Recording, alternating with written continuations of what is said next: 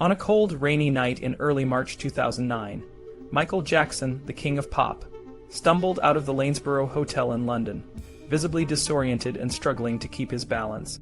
Accompanied by Randy Phillips, the president of AG Live, and his self-appointed business manager, Dr. Tome Tome, Jackson was about to face a press conference that would either launch his comeback or mark the beginning of his downfall. The scene was a far cry from the glory of his heyday, and it set the stage for one of the most controversial and tragic stories in the history of entertainment. Michael Jackson was no stranger to financial troubles and legal battles. By the end of 2008, the once mighty pop icon was facing a mountain of debt and the loss of his beloved Neverland Ranch.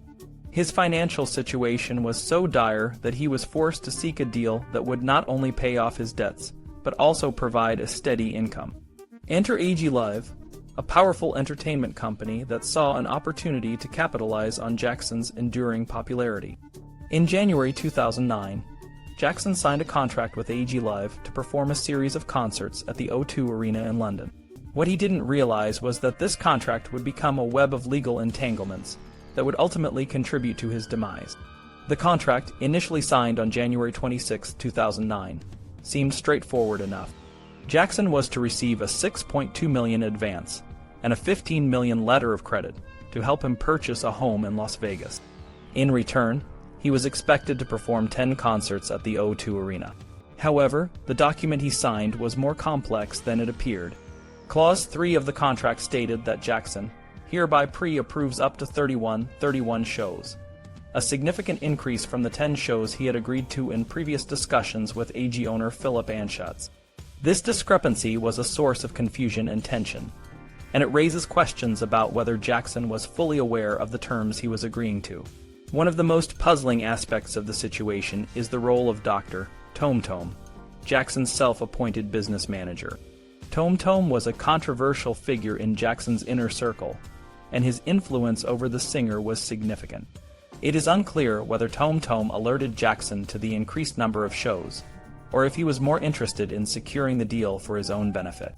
Either way, the lack of clear communication and the singer's apparent lack of attention to the contract details set the stage for a series of problems. Jackson's financial situation was dire, and the $6.2 million advance was a lifeline.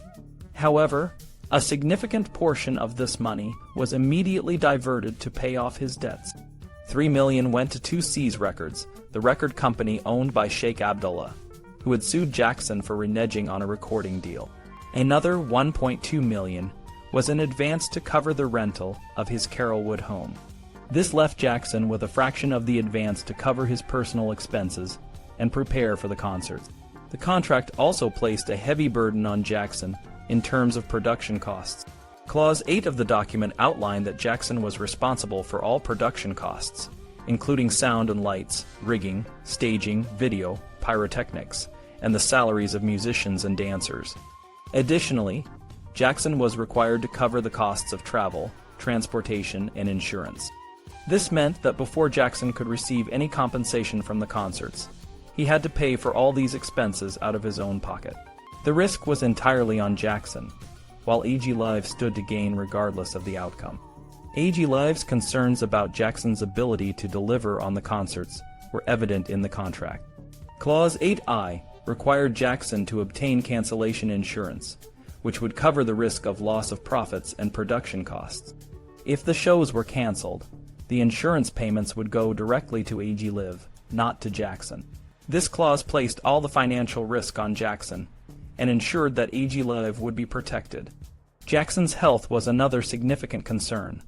By 2009, rumors about his drug dependency and deteriorating health were widespread. In December 2008, author Ian Halperin claimed that Jackson had only 6 months to live due to emphysema and chronic gastrointestinal bleeding.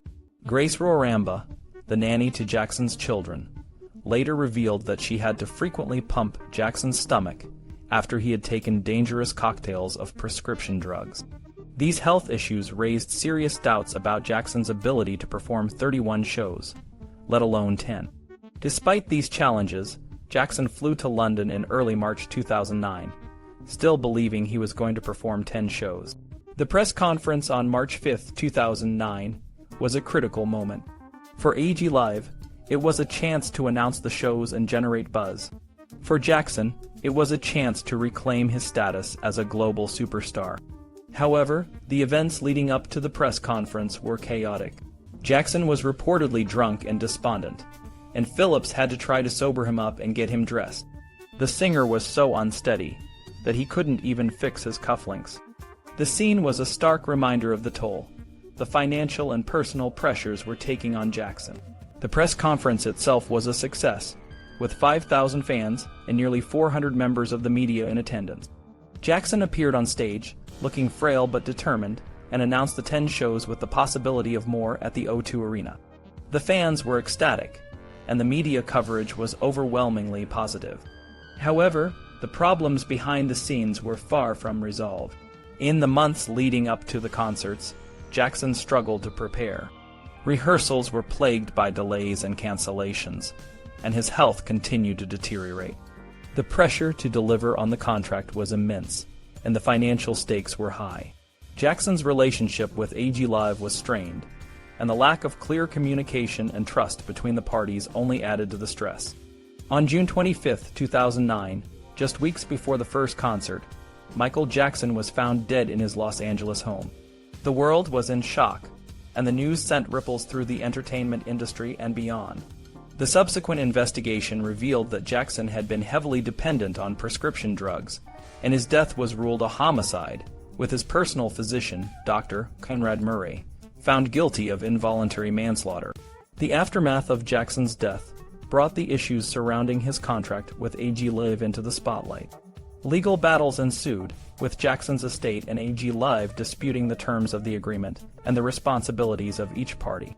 The trial shed light on the complexity of the contract and the pressure Jackson was under to fulfill his obligations. In the end, Michael Jackson's final concert series, the This Is It shows, never came to fruition. The contract he signed with AG Live, while a last-ditch effort to save his career and financial stability, ultimately became a source of controversy and legal disputes. The story of the contract and the events leading up to Jackson's death serve as a cautionary tale about the perils of the entertainment industry and the importance of clear communication and trust in business relationships. In the end, Michael Jackson's legacy remains a complex and multifaceted one.